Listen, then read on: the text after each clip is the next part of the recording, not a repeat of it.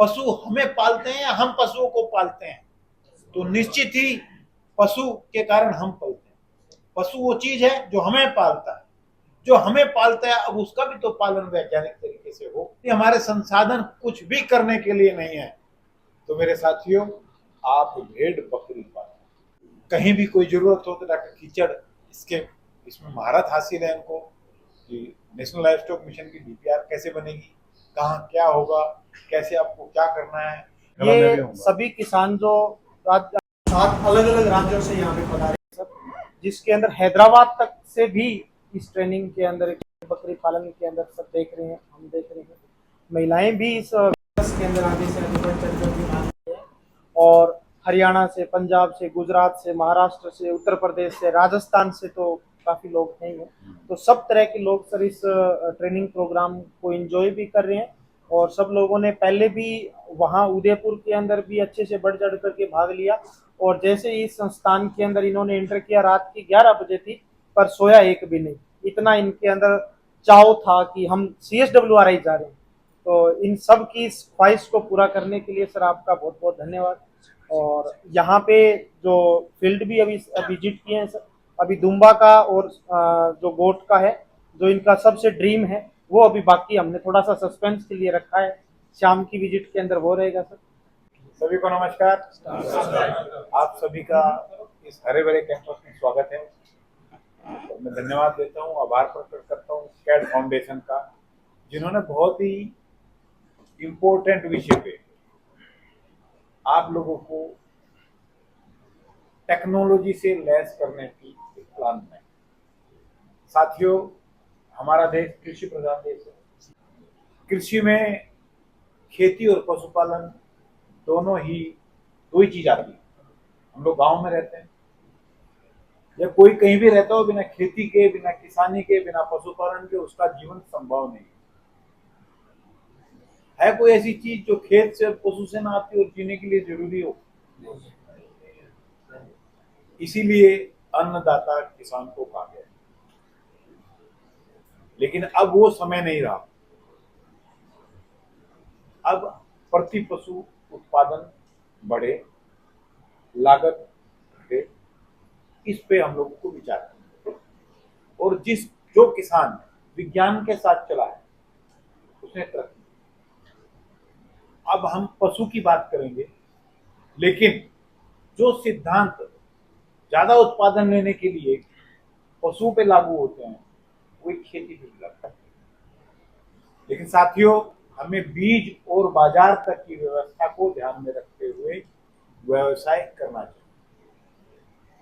बाजार क्या चाह रहा है वैसा बीज हम रखें। यदि बाजार में गिर जानवर का दूध की कीमत है तो हम दूसरे जानवर क्यों पालें? यदि बाजार में कड़कनाथ मुर्गे का मीट फेमस है तो हम बाकी मुर्गा क्यों पालें? यदि हमें पता है यहाँ भैंस पालना मुश्किल है, हमारे संसाधन भैंस पालने के लिए नहीं है, तो हम भैंस क्यों पालें? यदि हमारे संसाधन कुछ भी करने के लिए नहीं है, तो मेरे साथियों, आप भेड़ बकरी पालें। जब आपके रिसोर्सेज पुअर हों, जब आपके पास आर्थिक स्थिति कमजोर हो, तो तब यदि कोई पशु है तो ये छोटे पशु हैं। इनको छोटा जरूर कहा जाता है, लेकिन इनके पालने वाले को ये कभी छोटा नहीं रहने। ये उनके लिए चलते फिरते बैंक है, चलता फिरता ATM है। ये कम खर्चे का कर्जा दूर करने के लिए उपयुक्त पशु। जब भी आपको कोई व्यवसाय करने का सूझ रहा हो और आपके पास कुछ ना हो, तो किसी भी अड़ोसी पड़ोसी भेड़ पालक से आप 2 भेड़ ले लें, 2 बकरी ले लें।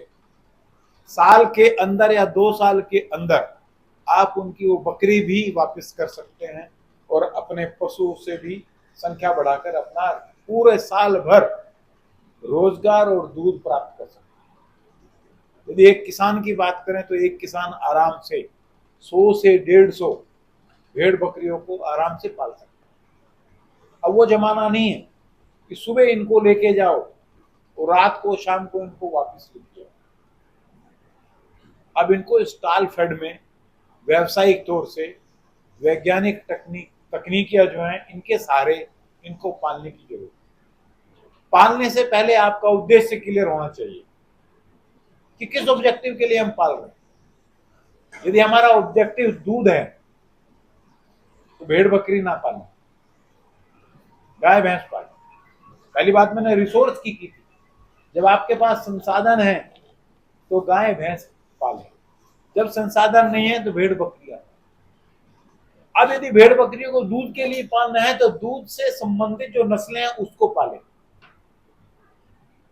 जो दूध ज्यादा देती हूँ उनको पालें। और यदि आपका मानना है नहीं साहब हमें भेड़ बकरियां दूध के लिए नहीं, हमें मांस के लिए पालनी, जो कि आज का उद्देश्य है, आजकल का उद्देश्य है।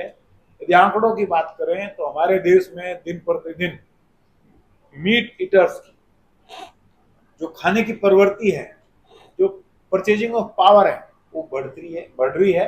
और एनिमल प्रोटीन की रिक्वायरमेंट को पूरा करने के लिए हम नॉन वेजिटेरियन होते जा रहे हैं। समय की मांग है। यदि इस मांग को मैं आंकड़ों से देखूं तो 1970 में दूध का और मीट का ज्यादा भाव में फर्क नहीं था। 1.5 से 2 रुपए दूध था, 2 से 3 रुपए मीट था। लेकिन आज यदि बात करें तो 700 से 800 रुपए मीट है और 40 से 50 रुपए दूध। यानी कि पिछले 60-70 साल की जर्नी में दूध तो सिर्फ 20 से 30 गुना बढ़ा है, और लेकिन मीट 300 से 400 रुपए बढ़ा। ये मांग है, ये मार्केट है।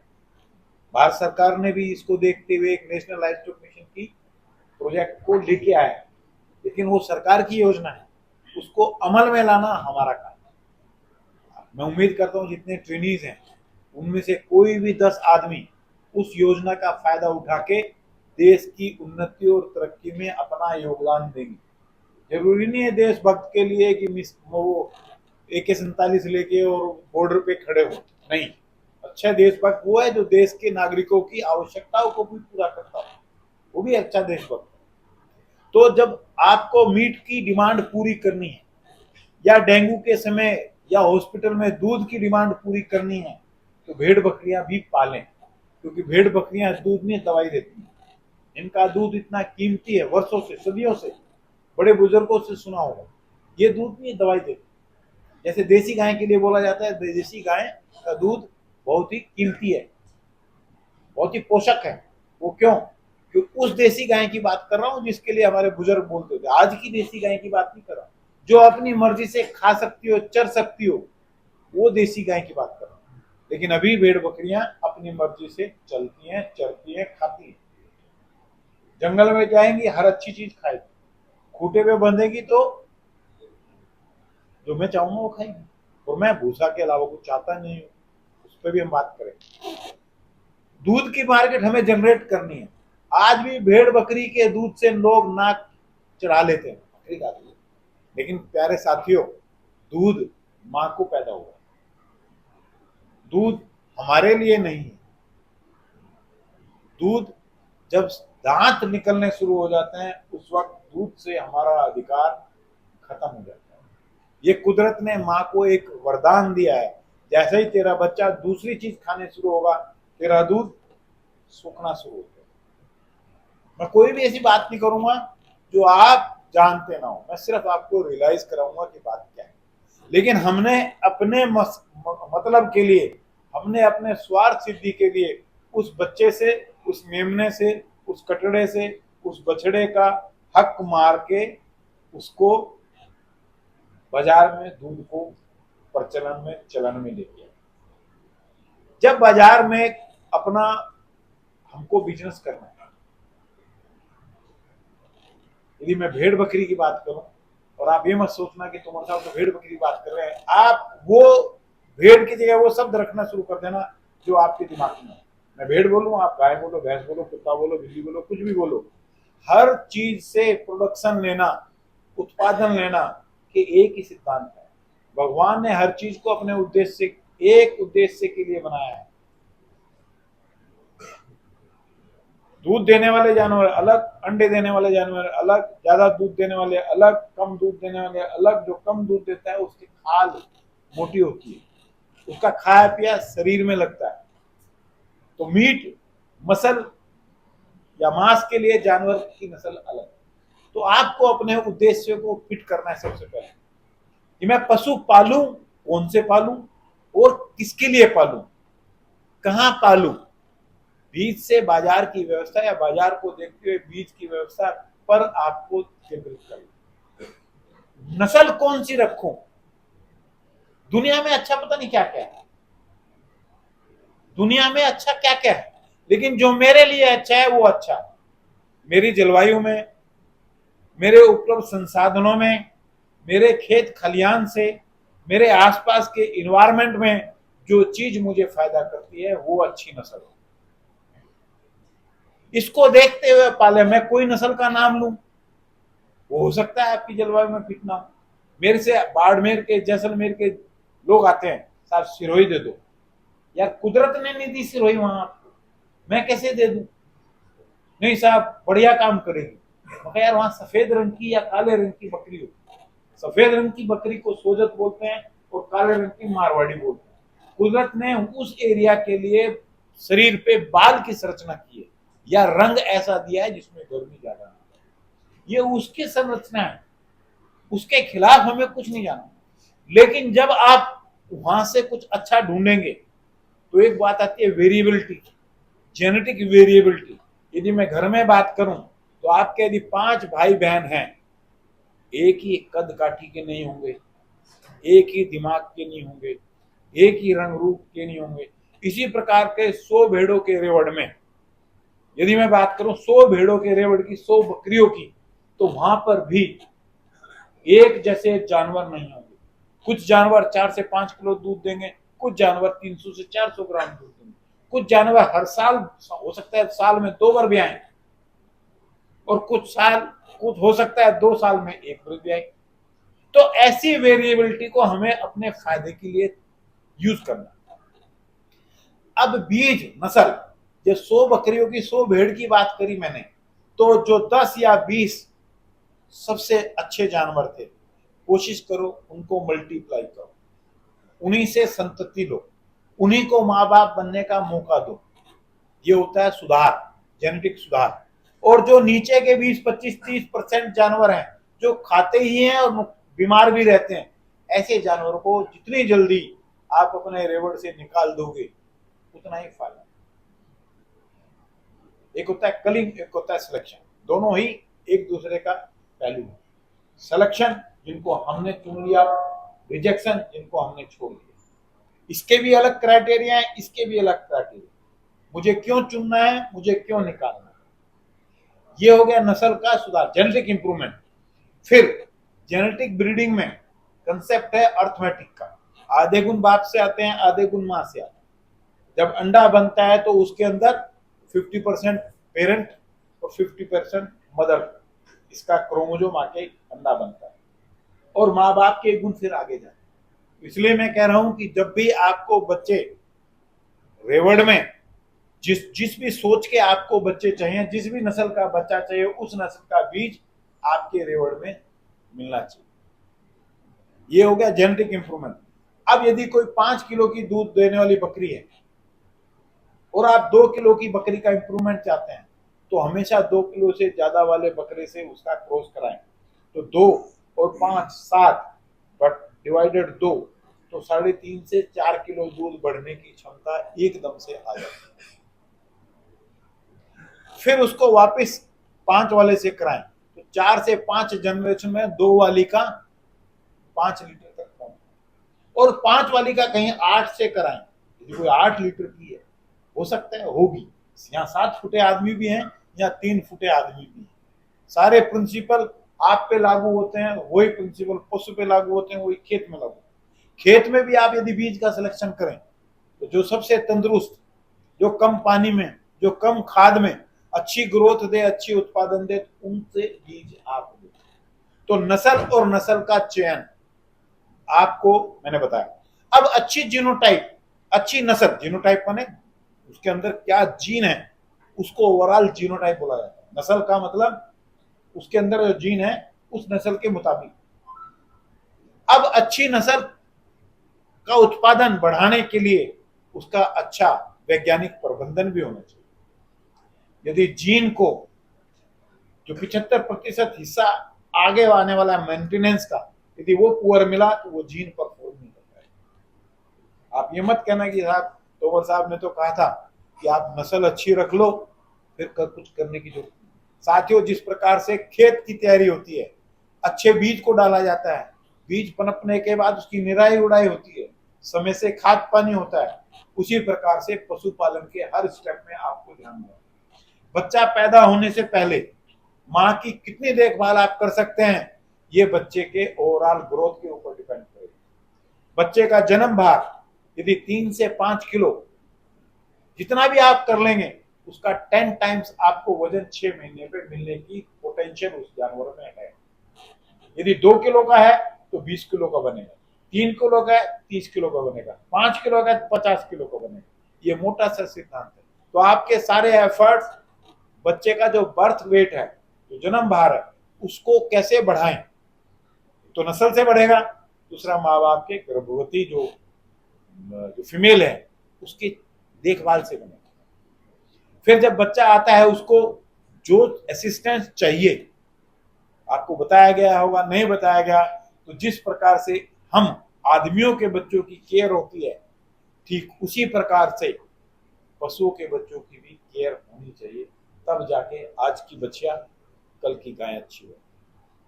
नींव आपने यदि मजबूत रखी तो महल अपने आप ही अच्छी हो। लेकिन दुर्भाग्य की बात है, हमारे देश में अनप्रोडक्टिव एनिमल्स, अनप्रोडक्टिव माने जो दूध नहीं देते या जो हमें कुछ नहीं देते, उनको हम अनकेयर्ड वे में पालते हैं।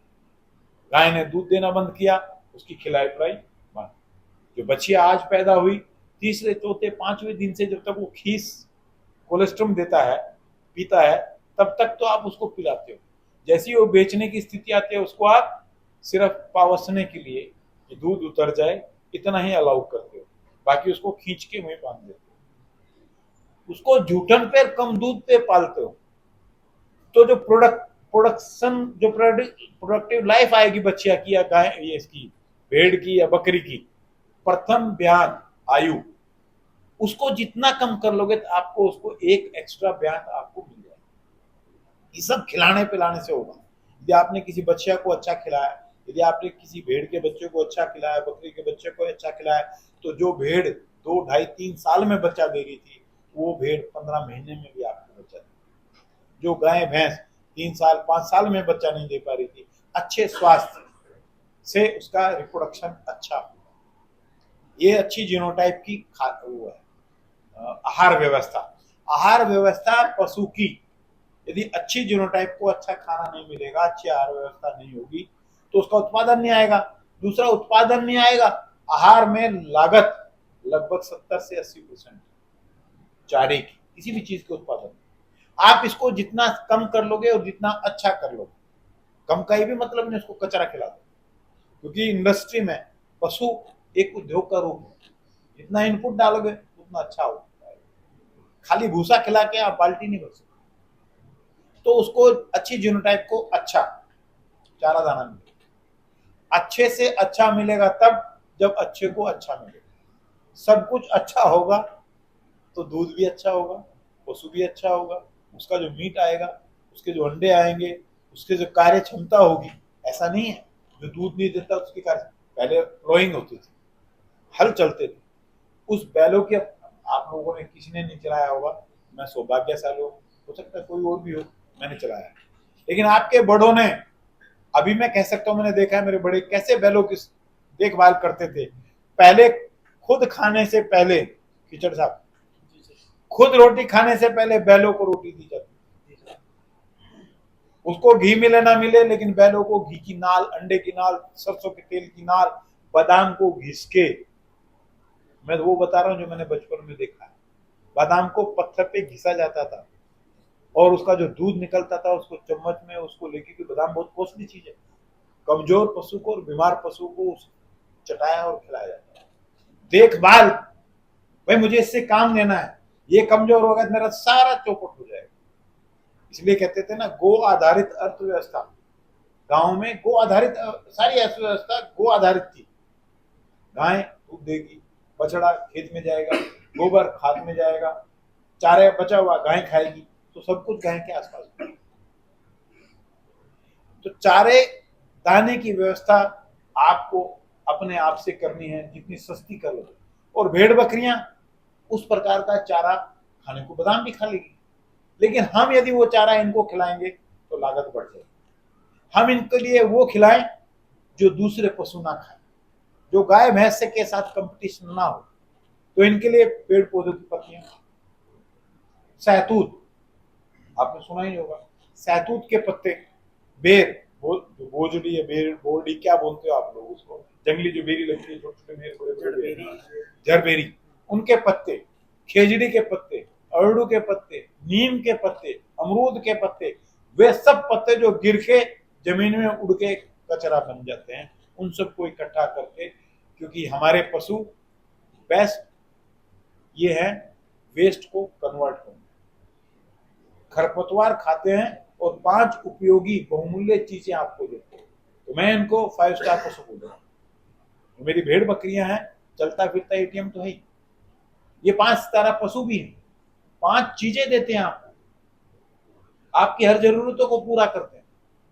तो आहार व्यवस्था आपकी अपने अड़ोस पड़ोस में बनाई गई चीजों से हो। पेड़ पौधे इतने लगा दो जिनको हर पेड़ों की यदि समय से प्रूनिंग करते भी हैं, करनी भी चाहिए। इन भेड़ बकरियों को खिला दोगे तो उत्पादन। दाना, आवश्यकता होती है दाना, क्योंकि सारी चीजें एक चीज से नहीं दी जा सकती। जैसे हम 56 भोग की अपने थाली की बात करते हैं कि हमारी थाली में क्या क्या हो, सब्जी भी हो, दाल भी हो, चटनी भी हो, अचार भी हो, खीर भी हो, रोटी भी हो, सलाद भी हो। और पशुओं को कितना खिला के क्या कुछ उससे सोचते हैं कि भाई इसको हम दे कुछ ना रही है, हमें सब कुछ दे, ये संभव नहीं है। तो पशुओं को बड़ा शरीर है, आपका तो 2 या 5 रोटी में भर जाएगा, क्योंकि हम तो 50 किलो के हैं, 60 किलो के हैं, 70 किलो के हैं, 80 किलो के हैं, वो 300 किलो का, वो 400 किलो का। हमारे सिर में इतना सा दिमाग है, उसके सिर में कितना सा दिमाग होगा, दिमाग उसके पास भी है, लेकिन हमने उसको कंट्रोल कर लिया डेडिकेशन के साथ। सिर्फ पशु आपका एक पेट एनिमल है, उसने आपको आपके लिए आपको समर्पित कर दिया कि तू मेरे देखभाल करता है, मालिक जो तू कहेगा मैं तेरे अनुसार चलूं। तो ये सब चीजें आज रिलेशन है, आप जितना प्यार जताओगे उतना वापस आपको मिलेगा। प्यार के रूप में वो दूध देगा नहीं। आहार व्यवस्था, बाजार में बहुत से आहार उपलब्ध है, लेकिन प्यारे साथियों, बाजार में जो लोग बैठे हैं वो अपना व्यवसाय करने के लिए बैठे हैं, वो अपना परिवार चलाने के लिए बैठे हैं। आपका परिवार चलाने के लिए वो हर वो चीज उसमें मिला कर देंगे जिससे उनको ज्यादा मुनाफा हो। तो आप गांव के लोगों से चारा दाना खरीद के कंप्लीट संतुलित चारा पशुओं के लिए बनाएं, संतुलित दाना बनाएं। आपको शायद मेरे से पहले लेक्चर में बताया भी होगा, इन लोगों ने बताया हो, मेरे से अच्छी तरह से बताया हो। संतुलित वो जो पशुओं की हर आवश्यकताओं को पूरा करता हो। यदि आपका पशु किसी चीज को चाट रहा है तो आप सोच लें उसके अंदर कोई ना कोई कमी, उसके अंदर और कुछ नहीं तो नमक दे दें। नमक भी नून, जो पत्थर वाला नून है, नमक, काला नमक, उसमें बहुत से मिनरल्स होते हैं, उससे उसके पाचन शक्ति ठीक होती है, स्वाद ठीक होता है। और गांव में लोग जीभ पे रगड़ते भी हैं, पशुओं की दरदरा करके उसकी जीभ पे रगड़ देते हैं पशु की, जिससे उसका टेस्ट आ जाए, उसका हजम।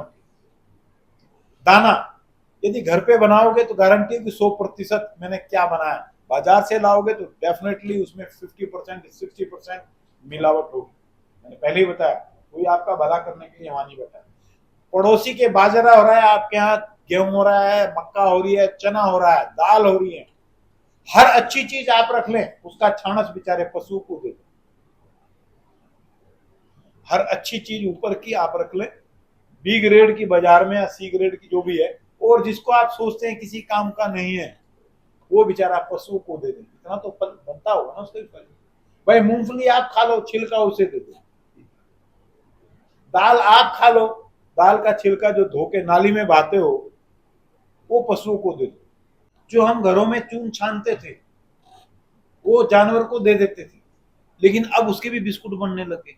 बोले जी ये शुगर फ्री है, इसमें फाइबर ज्यादा है ही फाइबर उसमें ज्यादा, क्योंकि उस कहीं ना कहीं उस वेस्टेज को आदमी को अपने लिए खिला रहा है, जानवर के लिए वेस्टेज मानता है।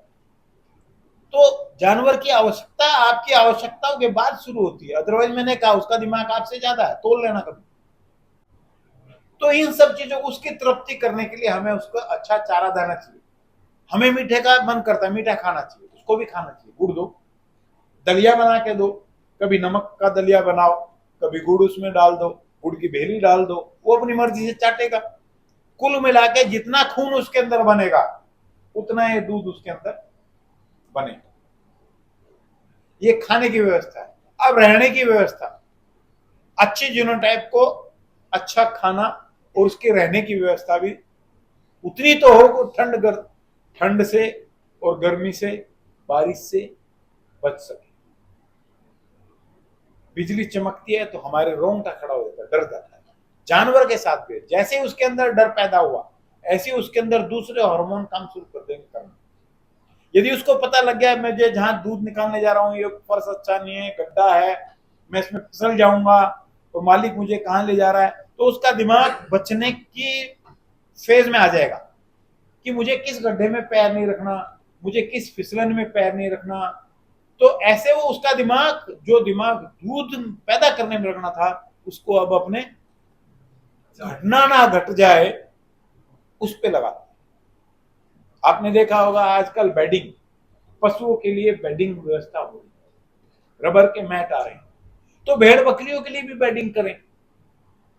कोई कंकर पत्थर कांटा उसके शरीर को लग के, उसके थन को लग के, उसके कोई नस में लग के उसको दुख ना पहुंचाए, उसको चोट ना पहुंचाए, उसके हार्मोन जो अच्छे बनने थे वो बुरे ना बने। और बुरा क्यों बनेगा? मेरा मालिक इतना गंदा है, मुझे यहाँ रखता है, खुद अंदर सोता है, एसी में सोता है, बढ़िया मेरे को यहाँ पटक रखता है, तो उसका जवाब ना दूध देगा, ना बच्चे देगा, खाएगा जो भी मिलेगा। तो ये एक रिलेशनशिप डेवलप होती है। तो पशुओं को उतनी आवास व्यवस्था मिले जिससे वो प्रतिकूल मौसम से अपने आप को बचा सके, ठंडी हवा से बचा सके। बचपन में मैंने देखा था, अभी भी करते हैं, गाय भैंस के बच्चों के ऊपर या गाय भैंस के ऊपर एक झूल डाली जाती, उसमें अंदर रुई होती थी, पुराने कपड़ों की गुदड़ी, जो आप लोग राजस्थान के, हरियाणा के हैं, अलग अलग भाषा में। मैं अपने साथी को बोलता हूँ कि जो हमारी बेकार ऊन है, इससे कोई ऐसा कपड़ा बना दो जो पशुओं को ओढ़ने के काम आए, तो हम लोग उस टारगेट पे काम करेंगे। होता था ना पशु, अरे यार कुत्तों के कपड़े बन रहे हैं जिससे ना दूध आता ना अंडे आते, सैलून पे जा रहे हैं वो, उसके शैम्पू बन रहे हैं। मतलब उस जानवर के लिए जिससे ना अंडा मिलना, ना दूध मिलना, ना सुरक्षा मिलनी। तो आवास व्यवस्था उसकी ऐसी हो कि पशुओं के दिल और दिमाग में एक संतुष्टि हो, उस संतुष्टि का उत्पादन पे डायरेक्ट फर्क पड़ता है। कहने का मतलब है कि मेरे अंदर जब तक मेरे आवास के प्रति दूध देने के लिए अलग खूंटा होता है, चारे दाने के लिए अलग स्थान होता है, आराम करने के लिए अलग स्थान होता है, ये वो व्यवस्था है जो गांव में मैंने देखी हुई। आराम करने के लिए अलग से खूंटा बना है ना। ये सब चीजें ये व्यवस्था में आती है, और ये पशुओं की, क्योंकि उससे हमें उत्पादन लेना है। यदि आप एक ही खूंटे पे रखोगे उसको, तो उससे उतना उत्पादन नहीं आ पाएगा, क्योंकि प्रतिकूल जो इन्वायरमेंट है उसको डिस्टर्ब करेगा। तो आवास व्यवस्था। अब आते हैं स्वास्थ्य। किसी भी पशु का स्वास्थ्य या जिंदा रहना बहुत जरूरी है। जिंदा रहेगा तो उत्पादन देगा, तो जिंदा नहीं रहेगा तो कुछ भी नहीं देगा। तो स्वास्थ्य व्यवस्था, और हर गवर्नमेंट की ये प्राथमिकता है कि पशु को जिंदा रहना है। उसके लिए कुछ 5-6 या 3-4 बीमारियां हैं जिनके टीकाकरण आपको बताए गए होंगे, आपको एक किताब भी दी होगी या देंगे, या आपको कोई लेक्चर की कुछ सीडी वगैरह कुछ भी देंगे। और ये कुछ भी ना दें तो आपके इस मोबाइल में पूरा ज्ञान है। आपको कीवर्ड डालना है कि मैं कब और किस पशु का वैक्सीनेशन कराऊं, किसके लिए करूं, आपको बहुत सलाहकार मिल जाएंगे, सही ज्ञान मिल जाएगा, पूरा कैलेंडर मिल जाएगा। तो पशुओं के स्वास्थ्य, भेड़ बकरियों में 50 रुपए का खर्चा आता है, पूरे साल का वैक्सीनेशन दवा दारू का खर्चा सिर्फ 50 रुपए। ₹50 लगा के आप 10 से 15,000 रुपए आराम से बचा सकते। एक रेवड़ में आपने 20 जानवर मार दिए तो सीधा 1 लाख का नहीं 2 लाख का नुकसान होता है, क्योंकि एक जानवर की कीमत मरे से मरे 10,000। तो पशुओं को स्वस्थ रखने के लिए यदि अच्छा चारा दाना दिया है तो भेड़ बकरियों को और किसी चीज की जरूरत नहीं। और बड़े दुख की बात है, हम उस देश में रहते हैं जहां पशुओं को अपनी मर्जी से पानी तक नहीं मिलता, पानी जैसी चीज, लेकिन दूध को कंप्लीट फूड माना गया है। तो मैं कहता हूं पशुओं के लिए पानी कंप्लीट फूड है। स्वस्थ पानी, मौसम के हिसाब से पानी पशुओं को 24 घंटे उपलब्ध रहना चाहिए। जिस प्रकार से हमें हर वक्त पानी उपलब्ध है, जब भी प्यास लगती है पशुओं को भी प्यास लगती है, उनका पेट बड़ा है, शरीर बड़ा है, गर्मी भी बाहर बंद रहा है, हम तो इसी में बैठे हैं। तो पानी जैसी चीज उसको 24 घंटे उपलब्ध होनी चाहिए। अपनी मर्जी से जाए, अपने मर्जी से पी के आए। ऐसा नहीं है सर्दी में बाहर बाल्टी का रखा हुआ पानी जिसमें बर्फ बन गई उसमें मुंह डालेगा, वो पिएगा क्या।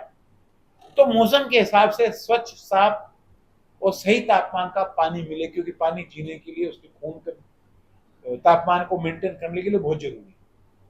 तो स्वस्थ पशु स्वस्थ उत्पादन देगा। अब इन सब चीजों के बाद बात आती है बाजार की।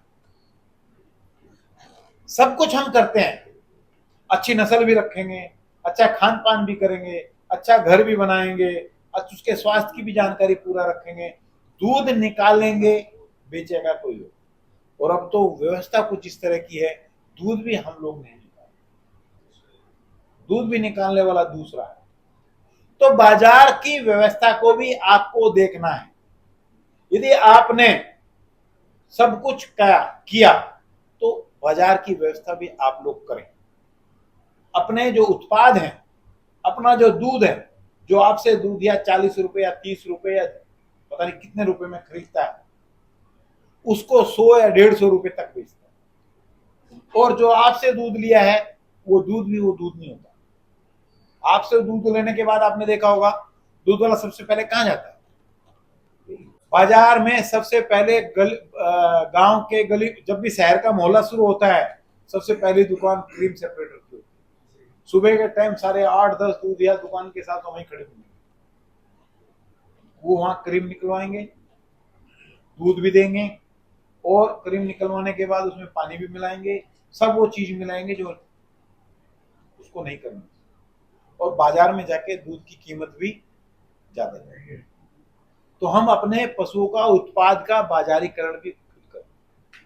अब ये सब चीजें होने के बाद निश्चित ही यदि भेड़ बकरी की बात करें तो हमारे संस्थान ने एक ऐसी भेड़ बनाई है, शायद आपने देखी होगी, जो 3 से 4 या 2 से ज्यादा बच्चे थे।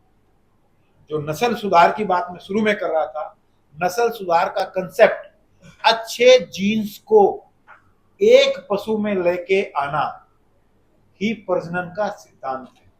मेरे अंदर कुछ खूबी है, इसके अंदर कुछ खूबी है, इनके अंदर कुछ खूबी है, इन खूबियों को प्रजनन के माध्यम से मिला के जो नस्ल बनती है वो उपयुक्त और उचित नस्ल होती है।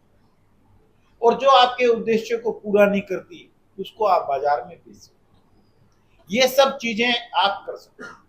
अब हमारा संस्थान भेड़ पे भी काम करता है, बकरी पे भी काम। इनसे जो उत्पाद आते हैं, भेड़ के दूध से, बकरी के दूध से क्या कुछ बना सकते हैं, कैसे वैल्यू एडिशन कर सकते हैं, उस पर भी हमारा संस्थान काम करता है। भेड़ के दूध से हर वो उत्पाद बन सकता है जो गाय भैंस के दूध से बनता है। और भेड़ के दूध की कुल्फी हर कुल्फी से अच्छी है, क्योंकि उसके दूध में गाढ़ापन है, फैट ज्यादा है, टोटल सॉलिड भी बहुत ज्यादा है। उसके पेड़ा, रसगुल्ले, गुलाब जामुन, खीर, पनीर, चीज, ये सब भेड़ के दूध से बनता है। भेड़ का दूध 1 कप 1 गिलास गाय के दूध से भी ज्यादा ताकतवर है। लेकिन हमने कभी इस बाजार को, इस चीज को एक्सप्लोर नहीं। जब बकरी के दूध की कीमत बाजार में 2 से 3 हजार रुपए लीटर तक पता लगता है, जब हमें लगता है कि भाई हमें बकरी पालनी चाहिए, क्योंकि बाजार में चीजें क्रिएट करनी है। हर हॉस्पिटल के बाहर यदि आपने 200 ml बकरी का शुद्ध दूध भी बेच दिया या रख दिया मेडिकल स्टोर पे, क्योंकि हर डॉक्टर ये कहता है कि दूध के साथ लेनी है, सुबह को आधा गिलास दूध लेना है, पेशेंट को बकरी का या गाय का या हल्का दूध जो उसको पच सके वो देना चाहिए। और बाजार में कुछ भी असली नहीं है, कुछ भी असली नहीं। दूध दूध जैसा है लेकिन दूध बिल्कुल नहीं। कोई दूध तो ऐसे हैं उसमें एक खोंच भी, एक बूंद भी दूध नहीं है, और लेकिन दूध जैसा है ना। एसएमएस हॉस्पिटल सबसे बड़ा हॉस्पिटल है, नाली के ऊपर बाजार है दूध का। चीनी ठोक देते हैं उसमें, साले को दूध का स्वाद ही ना पता लगे। पेशेंट के लिए बेचारे पन्नी में बांध के, तीमारदार को क्या करना, डॉक्टर ने बताया है। यदि आप लोगों ने वो मार्केट कैप्चर कर ली कि साहब हम बकरी का शुद्ध दूध, पेशेंट के लिए सबसे उपयुक्त दूध बकरी का दूध है, उसका फैट, ग्लूकोज, प्रोटीन उसमें उपयुक्त है। और वो जिन पेशेंट को गाय भैंस के दूध से एलर्जी है उसको वो भी नहीं। फिर मैं कहता हूँ ये तो जड़ी बूटियां खाती हैं, जड़ी बूटियां ही देखती हैं अपने लिए। तो ये सब चीजें आपको ध्यान में रखने करनी। आप यदि भारत सरकार का जो एक प्रोजेक्ट है नेशनल लाइफ स्टॉक मिशन, उसके साथ आप जुड़े, आज देश में लगभग आधे मांस की उपलब्धता है और उससे दुगने मांस की आवश्यकता है। इसी प्रकार से दूध, प्रति पशु दूध में हम नंबर 1 है, लेकिन प्रति पशु दूध उत्पादन में हम अभी बहुत चीज, हम पशुओं को उसके उत्पादन स्तर तक लेके ही नहीं गए, क्योंकि हमने उसको कभी उतने उस लेवल का खिलाया ही नहीं है। पहले हम अपनी सोचते हैं, फिर अपनी अगली पीढ़ी की सोचते हैं, और ज्यादा ना कहूं तो हम 7 पीढ़ी का हिसाब करके चलते हैं। लेकिन जो पीढ़ी तुम्हें पाल रही है, यदि मैं सवाल आपसे करूं, पशु हमें पालते हैं या हम पशुओं को पालते हैं, तो निश्चित ही पशु के कारण हम पालते हैं। पशु वो चीज है जो हमें पालता है, जो हमें पालता है, अब उसका भी तो पालन वैज्ञानिक तरीके से हो, ये उसकी समय की आवश्यकता है। निश्चित ही आपके उसके वैज्ञानिक प्रबंधन पर ध्यान देंगे तो आपको अच्छा उत्पादन मिलेगा। और अच्छा उत्पादन मिलेगा, आजकल तो शब्दों का हेरफेर, मेरा दूध ऑर्गेनिक है, मेरा मीट ऑर्गेनिक है। आप बाजार में जाओ, 20 से 50% आपको रेट ज्यादा मिलेंगे। आप मॉल में गए हो, ऑर्गेनिक गोभी, ऑर्गेनिक मटर, है ना, ये सब चीजें बाजार के हिसाब से, मैंने कहा बीच से बाजार की व्यवस्था को देखते हुए, मांग को देखते हुए अपने को अपना व्यवसाय का चयन करें। यदि हम छोटे पशुओं को मीट के लिए पालते हैं, तो एक और छोटा पशु है बीच में जो रखा है, खरगोश। ये बहुत प्रोलिफिक है, एक साल में इससे 30 से 35 बच्चे मिलते हैं, एक बार में 6 से 12। और घर के किचन गार्बेज जो मेरे से बच गया, मेरी थाली में बच गया, दूध, पत्ते, इनको खिला दो, मांगते भी नहीं। खरगोश पालन भी एक अच्छा आयाम है। तो आप भारत सरकार की हर योजनाएं से, सरकार की हर योजनाएं आपको फायदे के लिए आएगी, लेकिन हम लोग और तरीके से सोचते हैं। मेरे पास बहुत से लोग आते हैं, साहब हमें करोड़ रुपया दिख रहा है, सरकारें करती हैं कागजों में हेरफेर हो, लेकिन ये योजना बिल्कुल भी फेक नहीं है। ये परियोजना आप लोगों के लिए है, उसके लिए है जो इसके माध्यम से अपना रोजगार चलाना चाहता है। इसका हिस्सा बने। कहीं भी कोई जरूरत हो तो डॉक्टर कीचड़ इसमें महारत हासिल है उनको कि नेशनल लाइफ स्टॉक मिशन की डीपीआर कैसे बनेगी, कहाँ क्या होगा, कैसे आपको क्या करना है। यहाँ एक टेक्नोलॉजी है, जब आप 500 या 100 भेड़ बकरियों को रखोगे तो यहाँ कृत्रिम गर्भाधान, नस्ल सुधार में सबसे बड़ा योगदान कृत्रिम गर्भाधान। अब 100 भेड़ और 100 बकरी और 100 या 500 के लिए आप कितने मेल रखोगे, तो इसके लिए कृत्रिम गर्भाधान और स्पॉन्ज, एक स्पॉन्ज आता है मेडिकेटेड, उसको अंदर मादा पशु में डाला जाता है। 10-12 दिन के बाद उसको निकाल के सारी भेड़ों को, सारी बकरियों को एक साथ गर्भित कराने का काम उस टेक्नोलॉजी। आपको पता है आज से 6 महीने बाद अगले साल वो ये ईद आएगी, तो आप उसी हिसाब से, बाजार के हिसाब से अपनी ब्रीडिंग प्लान शुरू करें। उसमें इस तरह की तकनीक काम है। फिर हम लोगों ने ये देखा है, मेमना प्रास बनाया है, वो मेमना प्रास माँ के दूध से भी अच्छा है। बढ़ते हुए बच्चे की बढ़वार कैसे ज्यादा हो, उसको ध्यान में रखते हुए एक मिल्क सप्लीमेंट हमने बनाया। ये वो टेक्निक है जो ज्यादा से ज्यादा पर भेड़ मोर भेड़, पर शीप मोर शीप, पर रो मोर को, खर्चा कम उत्पादन ज्यादा। इन सब चीजों को देखते हुए आपकी 7-8 दिन की ट्रेनिंग है। आपको इतना ज्ञान हम लोग दे देंगे कि आपको पता लग जाए कि किस डायरेक्शन में आपका काम चल रहा है। नस्ल से लेके बाजार की मैंने बात की। अब मैं आप लोगों के जो सवाल है उसका कोशिश करूंगा कि उसका भी जवाब मैं आपको दूं। मैंने अपनी बात कह दी, अब आपकी बात के द्वारा मैं आपको क्या पूर्ण रूप से तो नहीं, लेकिन अपनी तरफ से कोशिश करूंगा कि आपके सवालों का मैं ठीक से संतुष्टि पूर्वक आपको जवाब दे सकूं। आपकी कोई ऐसी डिमांड जो कहीं मैं मीटिंग में रख सकूं, उसका भी मैं आपसे जानना चाहूंगा कि आप लोग किस योजना के लिए, किस पशुओं के लिए क्या सोचते हैं। कुल मिला के पशुओं को व्यवसायिक तौर पे बढ़िया बन के आप कोई व्यवसाय करेंगे तो निश्चित ही आप कामयाब। हर दिन का लेखा जोखा, मैंने 6 महीने तक पशु पाला है, उसका ये खर्चा आया है, मैं अब इसमें इतने का बेचूंगा तो मुझे फायदा होगा। लेखा जोखा भी आपको इस व्यवसाय का रखना है। यदि मोटा तौर से बात करें तो 20 से 25 रुपए प्रतिदिन भेड़ बकरियों को बाड़े पर रखकर पालने का खर्चा है। 20-25 कहीं 15 रुपए भी। अब बादाम खिलाओगे तो कीमत कुछ और भी हो, लेकिन बादाम खिला के आप बाजार में जाओगे, मेरे बकरे ने खाया और ये स्टंप है, तो निश्चित ही वो 2-2.5 लाख का बिकता है। इसमें क्या दिक्कत है भाई? जैसा आप चीजें परोसोगे उसी हिसाब से आपको कीमत मिलेगी। यदि 5 महीने के बच्चे की आप कीमत लगाओ 20 रुपए के हिसाब से, तो 150 रुपए, 150 दिन ही तो पाला, 1 महीना तो मां पाल दी। 5 महीने में प्रतिदिन 20 रुपए के हिसाब से खर्चा आया 3000, और 6 महीने के बच्चे की कीमत जो इस तरह से पलता है वो आराम से 30 किलो तक हो जाता है। 6 महीने का बच्चा 30 किलो तक हो जाता है। और यदि प्रति किलो 300 या 250, कितनी कीमत होगी लाइव एनिमल की, लाइव मीट की? 300, 350 भी होती है, लेकिन 300 लगाओ तो 30 किलो का बच्चा 9000 का हुआ, खर्चा 3000 आया। ये उस कंडीशन में जब स्टॉल फीड है। और यदि किसान जिस तरह से पाल रहा है उस हिसाब से कुछ भी नहीं है।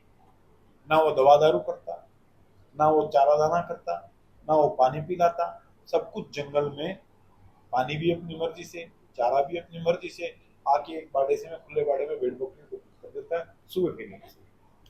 तो ऐसी कंडीशन में जीरो इनपुट, लेकिन जीरो इनपुट से व्यवसाय नहीं होगा। हमें इनपुट डालना होगा, आउटपुट लेना होगा। इन सब चीजों को ध्यान रखते हुए मैं उम्मीद करता हूं कि आपको कुछ सीखने को मिला होगा। मेरे संस्थान आपकी किसी उम्मीद पे खरा उतरे, मैं अपने आप को सौभाग्यशाली समझूंगा। मेरा और मेरी सरकार का और मेरी परिषद का ये उद्देश्य है कि हम अपनी तकनीकियों को किसानों तक पहुंचाएं, ताकि किसानों की आमदनी को हम बढ़ा सकें। बहुत बहुत धन्यवाद। मैं अब आपके बातों का चर्चा विचर्चा 10 मिनट के लिए हम और करें। धन्यवाद सर।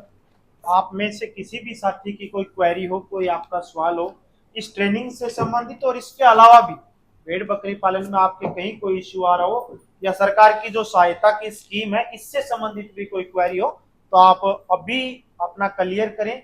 क्योंकि यदि माइंड में एक छोटी सी शंका भी आपके रह जाएगी तो आपकी जीवन का एक बहुत बड़ी गलती वो शंका हो सकती है। तो आपकी जो भी शंकाएं हैं उनको आप अभी दूर करें।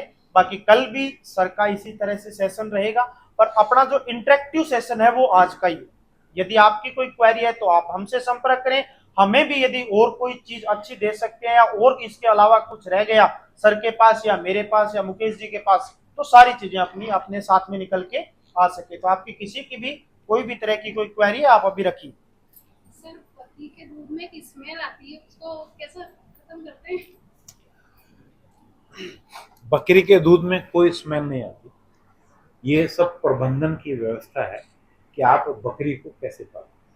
बकरी के पेशाब में और बाड़े में यूरिक एसिड थोड़ा ज्यादा होता है। जब बकरी का दूध उस बाड़े में निकाला जाएगा, दूध सबसे ज्यादा गंध पकड़ता है, सबसे जल्दी गंध पकड़ता है।